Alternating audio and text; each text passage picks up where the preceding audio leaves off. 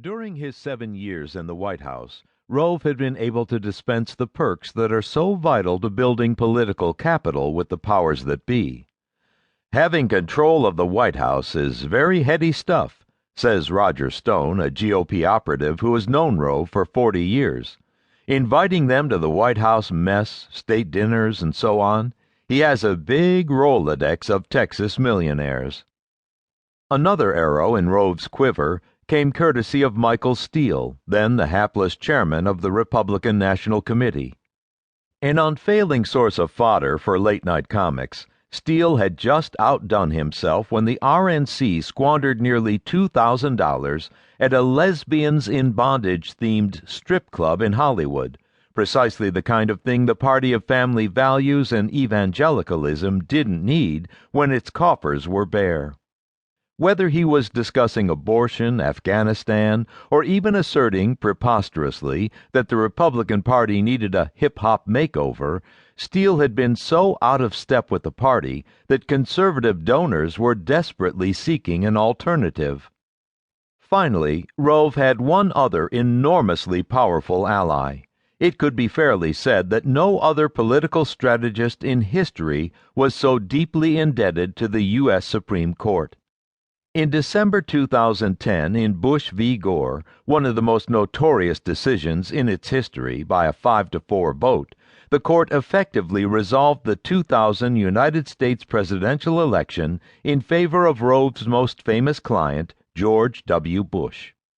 Then, on January 21, 2010, 3 months before his luncheon, the Supreme Court once again provided the answer to Karl Rove's prayers, this time in the form of Citizens United versus Federal Election Commission, another landmark decision, ruling that the First Amendment prohibits the government from limiting spending for political purposes by corporations and unions.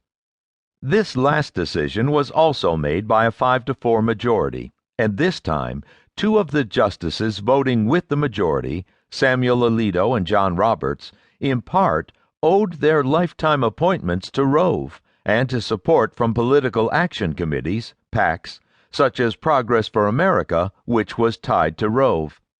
The first decision legitimized Rove's power during the 2 administrations of George W. Bush. The second allowed Rove to reestablish his power and resurrected his efforts to create a permanent Republican majority. The implications of the Citizens United decision were staggering. In the 2008 election cycle, organizations of all types, whether they were for-profit corporations, non-profit organizations, or unions, had been prohibited from airing broadcast, cable, or satellite communications that mentioned a candidate within 60 days of a general election or 30 days of a primary. To be sure, there were many ways for wealthy individuals or corporations to funnel money to political action committees. But the 2002 Bipartisan Campaign Reform Act, better known as the McCain-Feingold Act, specifically prohibited corporations from engaging in electioneering communications intended to influence the outcome of an election.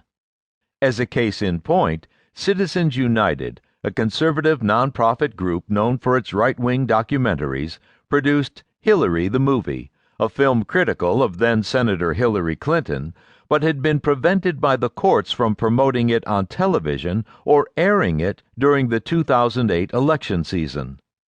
The organization appealed all the way to the U.S. Supreme Court and won. The gist of the decision could be boiled down to 2 words: anything goes. Corporations were people now, too, ruled the court.